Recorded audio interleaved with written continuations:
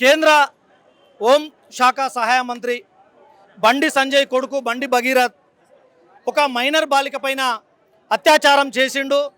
ఆ విషయంలో కేసు నమోదైంది, పోక్సో కేసు.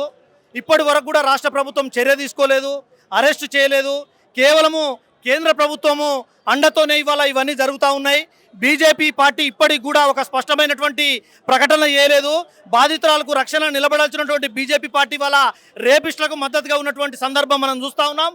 ఖచ్చితంగా ఈ రాష్ట్ర ప్రభుత్వము సిట్టుల పేరు మీద కాలయాపన చేసి రేపిస్టులను కాపాడే ప్రయత్నం చేయొద్దని చెప్పేసి మరి విజ్ఞప్తి చేస్తూ ఉన్నాం.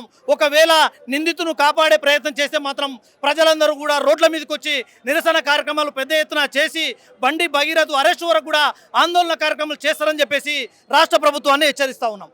కేంద్రంలో ఉన్నటువంటి ప్రభుత్వం ఇవాళ బండి సంజయ్ మంత్రిగా ఉన్నాడు, ఆయన కొడుకే కాబట్టి ఆయనను రక్షించే ప్రయత్నం ఒకవైపు కొనసాగుతూ ఉన్నది.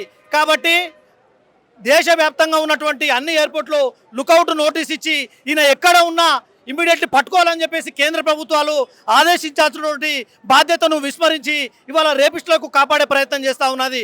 ఇక్కడ ఈ రాష్ట్రంలో చీమ చిట్టుకుమనే పట్టుకున్నటువంటి పోలీస్ వ్యవస్థ ఎందుకు బండి భగీరథను పట్టుకోవడం లేదని చెప్పేసి ఇవాళ రాష్ట్రంలో ఉన్నటువంటి పోలీస్ యంత్రాంగాన్ని అడుగుతూ ఉన్నాం. కాబట్టి రాష్ట్రంలో ఉన్నటువంటి పోలీసు యంత్రాంగము రాజ్యాంగం పట్ల, చట్టం పట్ల మీకు చిత్తశుద్ధి ఉంటే ఖచ్చితంగా ఈ రేపిస్టు బండి భగీరథను తక్షణమే అరెస్ట్ చేసి కోర్టులో ప్రొడ్యూస్ చేయాలని చెప్పేసి డిమాండ్ చేస్తూ ఉన్నాం.